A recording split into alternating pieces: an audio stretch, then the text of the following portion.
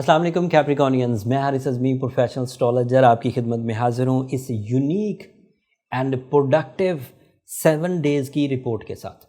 Astrologically इस 7 दिनों में सिर्फ 2 इवेंट्स हैं, बट ये उस टाइम का आगाज़ है जो अब अगले कुछ हफ्तों में आप देखेंगे और आपकी ज़िंदगी में मेजर चेंजेस एक्सपेक्टेड हैं।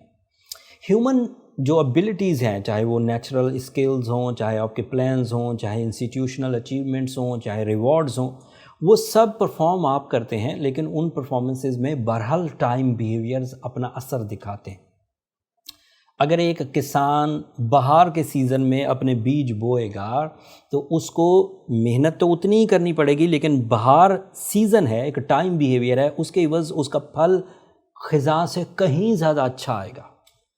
अगर एक आदमी ऐसे मौसम में या ऐसे हालात में किसी भी एजेंडा को, किसी भी मकसद ज़िंदगी को परफॉर्म करेगा, जब नेचर भी उसे सपोर्ट कर रही होगी, तो उसके लिए आसानियाँ पैदा होती हैं, उसके लिए रिवॉर्ड्स बड़े होते हैं। इसकी एक सादा मिसाल सूरज की है। अगर आप डे में ट्रैवल करना चाहें तो आपको रास्ते क्लीन दिखेंगे, वाज़े रास्ते दूर तक दिखेंगे और आपका सफ़र करना आसान होगा।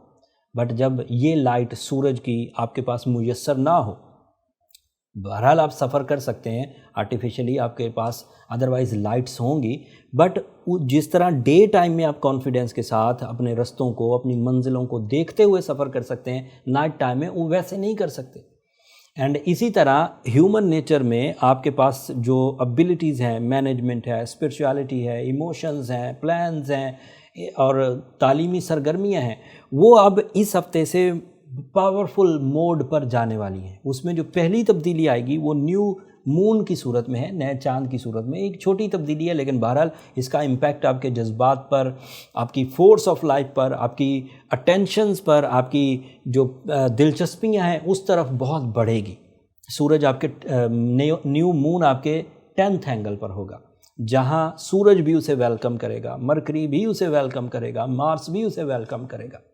सिर्फ चांद होना आपके लिए जज्बाती कैफियत, सिर्फ चांद का 10वें घर में होना आपकी तवज्जो अपने कारोबार की तरफ, मल्टीटास्किंग की तरफ, इन्वेस्टमेंट्स की तरफ, सेल्स की तरफ, परचेजिंग की तरफ, बॉसेस से क्रिएटिव आइडियाज़ पर डिस्कशन, ये सब होना था।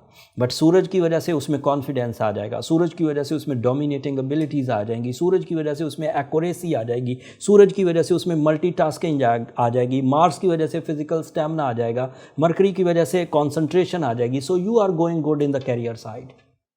All Capricornians, male, female, all students will be in powerful form by the support of this planetary position। and साथ ही साथ अब एक और अच्छी खबर, वीनस आपके लिए आपके 9th एंगल पर आ जाएगा, आपके लिए वीनस 12th एंगल पर चला जाएगा।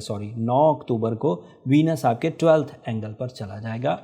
This is not a good news, but otherwise इतनी अच्छी न्यूज़ है कि ये एक जो छोटी बुरी खबर है या कमज़ोर खबर है, ये दब जाएगी। वीनस के कमज़ोर हालत में होने की वजह से आपको अपनी लव लाइफ में, अपने लाइफ पार्टनरशिप डिसीजंस में, अपनी लाइफ पार्टनरशिप सेरेमनीज़ में, अपनी लाइफ पार्टनरशिप कमिटमेंट्स में कुछ झोल नज़र आना था, कुछ वीकनेस।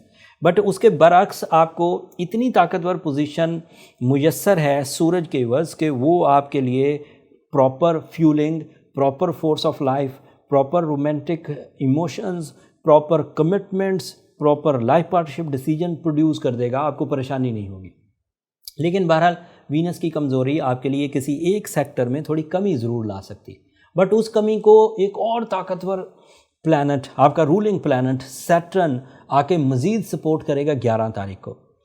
वो खबर अगले हफ्ते में एग्जिस्ट करती है, वो बहुत बड़ी खबर है और उसके लिए मैंने एक अलग वीडियो भी बना दी है, जो इस वीकली वीडियो के नीचे डिस्क्रिप्शन में उसका लिंक दे दूँगा, आप उसे एक नज़र ज़रूर देख लीजिएगा।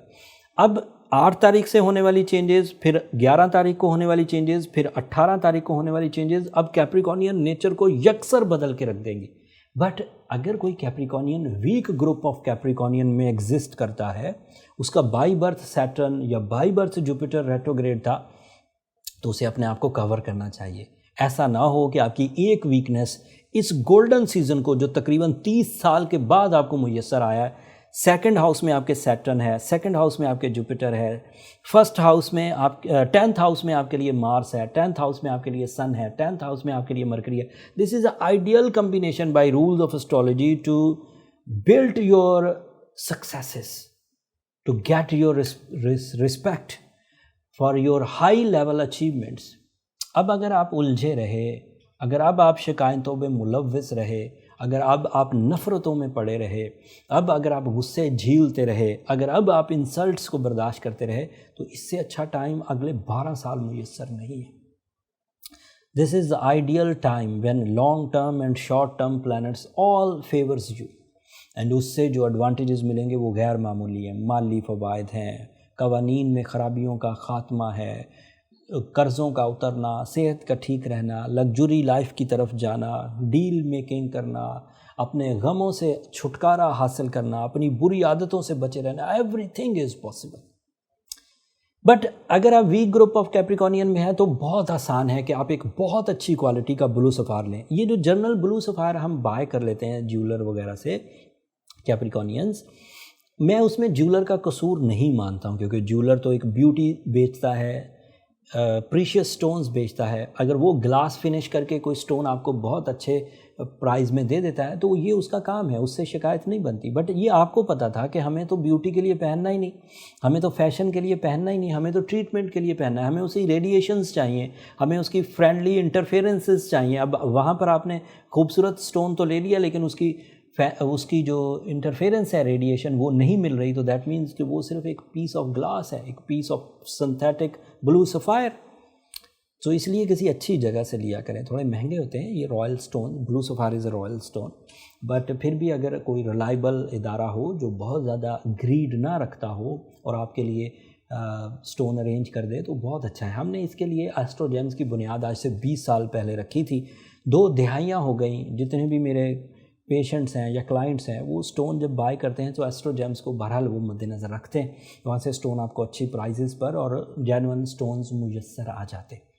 अगले हफ्ते जब सैटर्न आपका रूलिंग प्लैनेट डायरेक्ट होगा तो आपकी लाइफ में एक ऐसा गोल्डन सीज़न, एक ऐसी बहार का सीज़न शुरू होगा जो आपके तकरीबन 11 शोबों को रोशन कर देगा. अगर आपके पास उस वक़्त हिम्मत होगी, वसाइल होंगे, एजेंडा होगा एंड परफॉर्मेंस करने का स्पार्क होगा तो नेचर आपको फुली फेवर करने के लिए तैयार है. तफसील अगले हफ्ते बयान करूंगा, बट थोड़ी सी उसके बारे में ज़िक्र मैंने एक वीडियो में किया है, डिस्क्रिप्शन में उसका लिंक होगा, आप उसे ज़रूर देख लीजिएगा. अगले हफ्ते तक के लिए अब मुझे इजाज़त दीजिए. अपनी दुआओं में मुझे और मेरी टीम को ज़रूर याद रखिएगा. चैनल को भी ज़रूर सब्सक्राइब कर लीजिएगा. आपकी सब्सक्रिप्शन बहरहाल हमारी हौसला अफजाई की वजह बनती. आखिर पर एक और बात रह गई कैप्रिकॉनियन, ये जो 11 तारीख है इसमें सैटर्न डायरेक्ट होगा, फिर 18 तारीख को जुपिटर डायरेक्ट होगा, फिर 18 तारीख को मरकरी डायरेक्ट होगा. तो मोस्टली जो प्लैनेट्स हैं वो अपनी रेट्रोग्रेशन से बाहर चले जाएंगे, तो उससे आपको गैर मामूली एडवांटेजेस मिलेंगे. उन एडवांटेजेस को अब अगली 2-3 वीडियो में मैं ज़रूर डिस्कस करूंगा. अगर आपका भी कोई सवाल उनसे रिलेटेड है तो कमेंट्स में इजहार कर दीजिएगा. मैं अगली वीडियोज़ में रिकॉर्ड करते हुए उन्हें ज़रूर मद्देनज़र रखूँगा. बट अगर वीडियोज़ मिस करने वाली नहीं, अगली वीडियोज़ तफसीली भी होंगी, इफेक्टिव भी होंगी, एंड नो डाउट उसके एडवांटेजेस आपकी ज़िंदगी में ज़रूर नज़र आएंगे. मुझे इजाज़त दीजिए. अल्लाह ने के बाद.